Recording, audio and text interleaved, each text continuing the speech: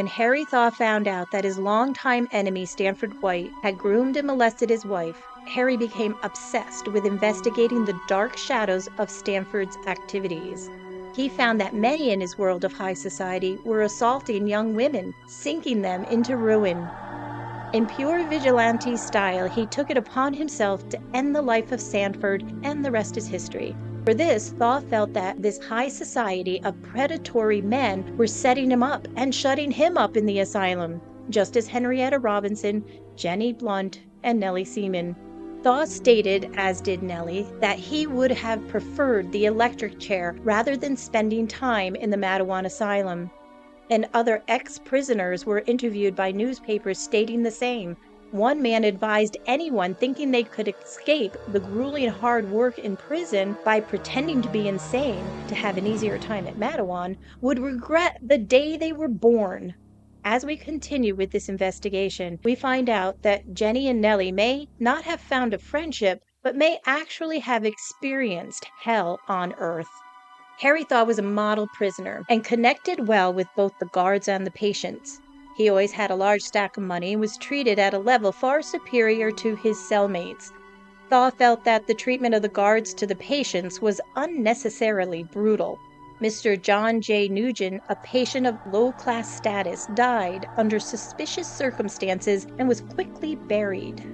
Thaw took notice, wrote to the proper authorities, and set the wheels of investigation into motion. Witnesses stepped forward to testify against the attendants. They said they witnessed the attendant kick Mr. Nugent to death while pleading for his life. The authorities had Mr. Nugent's body exhumed and examined. Thaw's lawyers used this to appeal for his release, stating that the surrounding atmosphere at Matteawan were not conducive to the improvement of Thaw's mental condition. In fact, the authorities of the New York State Asylum felt that the Nugent inquiry was orchestrated by Thaw, who paid people to testify about this incident so that he could be released. But because of this investigation, we find a few more ghosts hidden in the shadows. Introducing Dora Schramm. Dora was described as a pretty girl with deep blue eyes and a wealth of dark brown hair. The expression of her eyes and tone of her conversation, it seems, would be enough to convince anyone that the girl was sane, though she had been confined in the asylum for a year, along with the criminally insane. She was very grateful to Harry K. Thaw, whom she met in the institution, and whom she says was the first to become interested in her. He wrote a letter to Governor Dix about Dora that caused the commissioner to investigate her case specifically. Dora's uncle was contacted and worked on the process of acquiring her release. She said Harry Thaw was not a favorite of the asylum. None of the same ones were. They wanted to keep them there because if they got out and are proven sane, they can tell whatever they know under oath and be believed. Thaw was very good to other people. He found many ways to do them little kindnesses. Dora's story rivals that of Cinderella. Her father died when she was 3 years old. Her mother's new husband refused to take in Dora. So like a dog they were tired of, they sent her to the Hebrew Orphan Asylum in New York City. Over the years, she was moved from one institution to another. At one point, she was forced to be a nanny for a private home in Poughkeepsie. She fled that house but was captured at the train station and sent to the Hudson Training School for Girls. Because she refused to dress and undress in front of the attendants, she was punished. They ripped her clothing apart, put her in a straitjacket, and locked her in a room with disgusting bread and water. And they labeled her insane and sent her to Matteawan. She was only 16 years old. Although she had never committed a crime, she was sent to Ward Number 3, sectioned for the worst violent offenders. And Dora said she experienced the following horrors. She reached out to the male attendants for help in mailing letters to her family. For talking to this man, which was against the rules, she was beaten. In fact, she said the patients were often slapped and punched by the female attendants. If the patients fought back, an ex-prize fighter male attendant would come in and brutally beat the patient, or hold them down so the female attendant could finish beating them. These patients were also drugged with medications that made them paranoid and incoherent. The male attendants would give alcohol to the women who threw out long ropes from their windows to which the men would attach flasks with alcohol in them. This caused the insane to act more insane and more beatings commenced.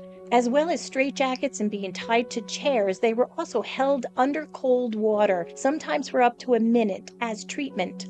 Dora felt they almost killed her during one of these cruel tortures. If sick, they were not allowed to lie in their beds during the day, but had to do their chores and such in a large room with the other patients. If pressed about their poor feelings, they were told to lay down on a cement floor in a closet. It was brutally cold in the winter. Baths were taken in one big room with cold water. Dora strategically timed the changing of the guards when everyone was distracted and snuck into a bath and had hot water each night to bathe in. Sadly, there was one woman prisoner in particular who was treated much more cruelly than the others and practically starved to death. Dora smuggled food to her and tried to show her kindness. My heart sank at the thought of Nellie. She was a fighter and had a sharp tongue. Was this poor starved woman Nellie? How many beatings did Nellie get? For giving this patient food and kindness, Dora was severely beaten and deprived of food for a time. When she complained to her doctor of being beaten, he told her, "Oh, you weren't beaten. You're crazy. Your delusions just made you think you were beaten." The attendants would laugh at her and tell her to stop thinking she would ever be free because she was insane. One doctor said to her, "You are insane. Besides, we want you for the theatrical performance here. No one can shake a tambourine like you. The judge is going to send you back to the asylum." She said that whenever they put on an entertainment or play, they would always ask the same 15 people to perform, as they were not actually the insane ones. They didn't dare ask the crazy ones to do it. As for food, an investigation would later expose the fact that the employees were dipping into the food stores and taking beef and other things home. Food the patients received was barely food at all. Maybe this was why so many patients like Nellie, Henrietta Robinson, and even Lizzie Halliday, to name a few, died of Bright's disease, exacerbated by poor nutrition and stress. To make matters worse, Dora had to endure witnessing the suicide of Baroness de Macy. She was another beautiful young woman who came to America from a well-connected family in Paris. She was a successful hat designer in New York City who was accused of shooting the owner of the factory. She insisted she was at a different location at the time of the murder. Her female co-workers, however, were more than glad to testify against her. De Macy felt this was out of jealousy due to the fact that she was more attractive, paid more money, and given a better position than they. They had always treated her with disdain. While at Matteawan, the Baroness was silent and sorrowful, and the attendants didn't like her. One day, Dora Schramm entered a ward and saw the woman attendant sitting in the corner reading a book. Against the wall, something was hanging. At first, she thought it was a bundle of clothing, but then realized it was a woman who had made a rope of a sheet or apron and had hung herself without the attendant taking either notice or action.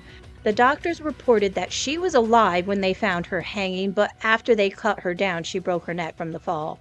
Another young patient found in the investigation of Matteawan was Mary Mullen. She was 25 years old and ended up in prison because she had accompanied 2 other teenagers on a robbery when she was just 14 years old. The work in prison was too harsh for her to endure, so she pretended to be insane by throwing fits of hysteria, ripping her clothes, and breaking furniture and windows. Although she, like Dora, hadn't committed a crime, she was shipped off to Matteawan Asylum and put in ward number 3. To control any further demonstrations of insanity, she was injected with a drug by a hypodermic needle. The doctor also gave her what was termed knockout drops. These affected her for 2 days. She felt an overpowering fear of the attendants, which caused her to freak out and break windows. She witnessed the male attendants giving the young girls alcohol and cigarettes through the windows. Some of those attendants suggested to her that in return for favors asked by them, they would give her extraordinary privileges and protect her from annoyance. She stated that the prize-fighting attendant had come and pushed her into the room with his fists, and she claimed he came to her room often. She noticed that the women who were on terms of intimacy with their keepers were given whiskey. When they refused to comply with the attendants, they were put in straitjackets, beaten, wrapped in a wet towel, and confined in an 8x10 cell with nothing but a straw pallet. The doctor had caught her smoking and locked her in her room. Eventually, she was given whiskey and at one time became so drunk she broke another window. As part of her punishment, she was denied medical care when sick with a sore throat and fever. The doctor told Mary she was not sick, but that her delusions made her think she was sick. Introducing Myrtle Lapp. Dora said that 28-year-old Myrtle Lapp would come to her room for comfort, but when the attendants caught her doing this, Myrtle was corrected and received hypodermic injections.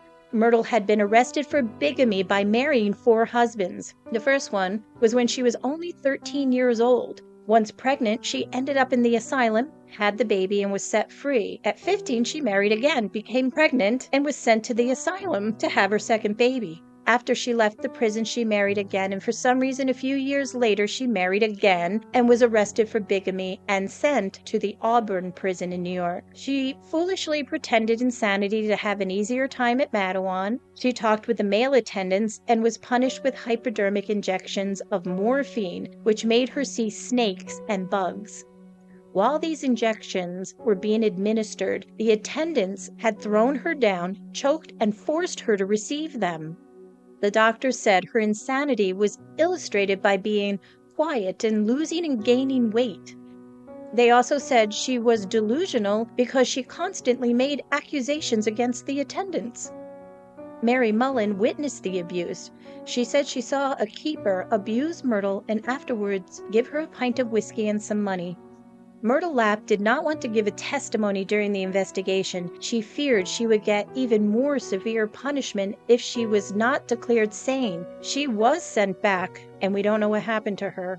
But a few years later, in a census, we find her living and working as a glove maker and living with her husband. Dora Schramm and Mary Mullen were declared sane and given their freedom in 1911. And here's an ending statement given by Dora.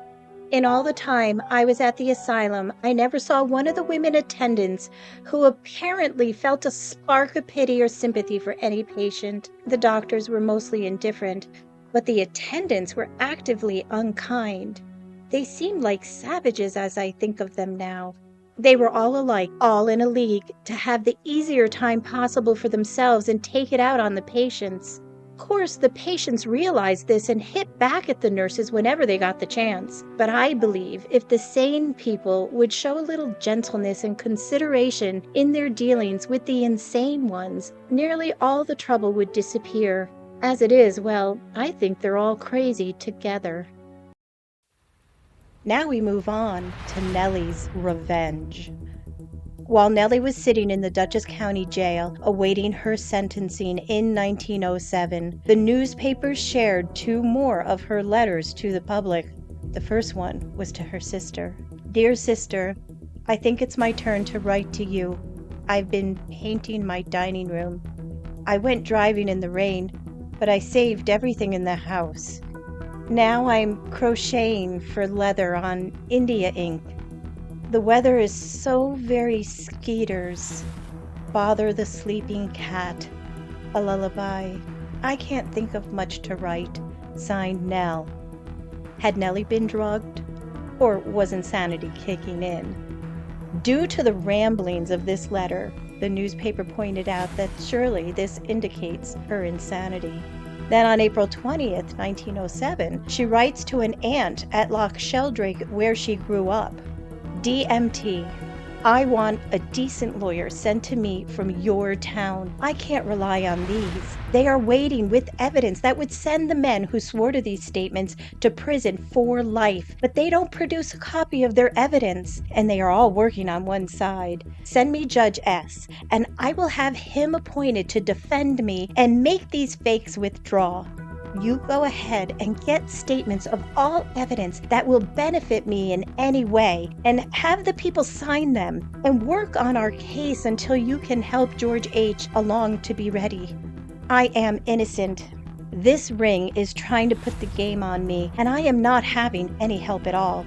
There's no use waiting 1 minute longer for their help. It's all a fake. I bought no revolver in my life, nor ever used one. I can't load a firearm. I never have. I know absolutely nothing about them. Get me a lawyer at once.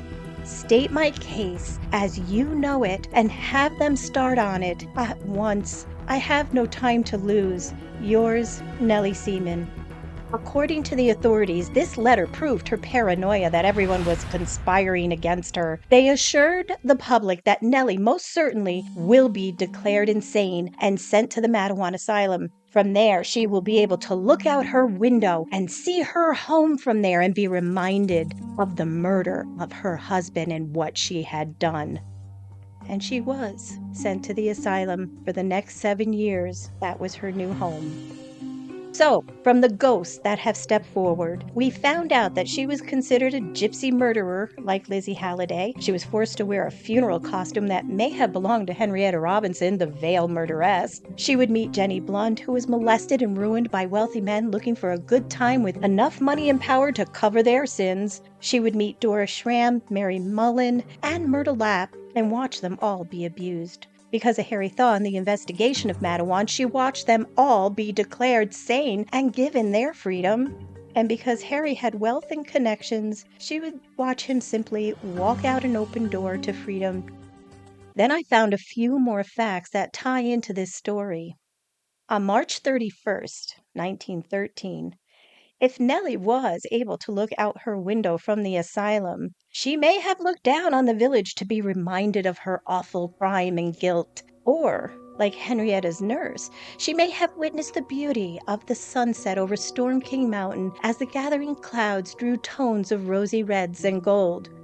Or she may have looked over to Storm King Mountain to see dark clouds descend over Storm King, to see rain and wind start to pick up as it traveled across the river. If she was a gypsy, or as evil as they made her out to be, maybe Nellie herself was conjuring all the pain and anger and resentment from what they had put her through, bringing curses on the small village of Matteawan. Because this article in 1913 stated that God visited the Hudson Valley and the village of Matteawan was its target. It strengthened at the mouth of the Fishkill Creek where the Tompkins hat factory stood, where some of the people who testified against Nellie worked.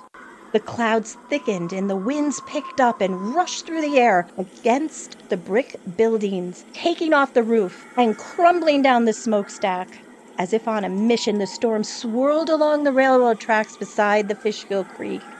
One man reported he was picked up into the air and thrown 25 feet away. It intensified as it hit the New York rubber factory where the other people who testified against Nellie worked, and as if doing a little bit of justice to Edgar Betterton, who lost both his arms in the grinder, bringing justice to him because it ripped off 2 of the roofs of the New York rubber factory, sending them flying into the air, one of them landing into the Tompkins family yard a mile away. The sprinkler system was knocked down, and a great flood filled the floor of the factory. The storm traveled toward the base of the mountain along Howland Avenue, ripping up trees and blowing off chimneys. Now, I live in the old Fuller house, and at the time of the storm, the Tompkins family owned the house, and our roof is missing a chimney. Now we know why. Strong winds blew through Fiddler's Green near the old Mill Street Bridge, through Pancake Hill, and along the dirt road of Mountain Lane, where the people who testified against Nellie had all lived. Great damage was done to the old colonial farmhouses as the storm swept through like a giant locomotive. Barns were picked up and shattered throughout the farms and the woods. Electrical wires were down. A local carpenter was driving his horse when the animal stepped on a live wire and fell over dead. The storm traveled toward the village of Fishkill, damaging all in its path. Strangely, the storm overlooked most of Dutchess County, except when it descended on the village of Hyde Park, targeting the estate of Mrs. James Roosevelt, mother of President FDR. Once the storm arrived at the Roosevelt estate, it intensified and tore up the gardens, the lawns, and the ancient trees that lined the roads. The only death was that of Mrs. Roosevelt's collie dog, who was crushed to death by a falling tree. Although no one was killed by the storm, it caused a significant amount of damage throughout the village of Matteawan. 5 months later, Nellie would take her last breath and finally be free of the Matteawan Asylum for the Criminally Insane. That asylum closed its doors in 1978, just when the evil nun started to terrorize poor little Jody at House on Pancake Hill. During that seance, when the medium was telling all the different spirits that they needed to go into the light and move on to meet their maker, he had problems with the nun. He said she was insane and exhausted him. It took over 15 minutes to finally get her to go into the light. But did she go into the light? With the asylum closed and nowhere to haunt, maybe Nellie is haunting Beacon to this day. In closing, now because of the names that sprang forth from those ghost communicators, and because of all the history and freaky links and stories that we gathered as a result of these names, we became very curious about the ghost haunting equipment. We decided it would be fun to drive through the Fairview Cemetery with a communicator and see what we could pick up. And after a few nondescript words, as we were driving along the winding path leading to the exit of the cemetery, we passed by the old stone crypt where the body of Abraham Seaman had been stored while waiting for the spring thaw to be buried, and probably Nellie and her sons as well. And then, out of nowhere, the communicator blurted out, "She shot me."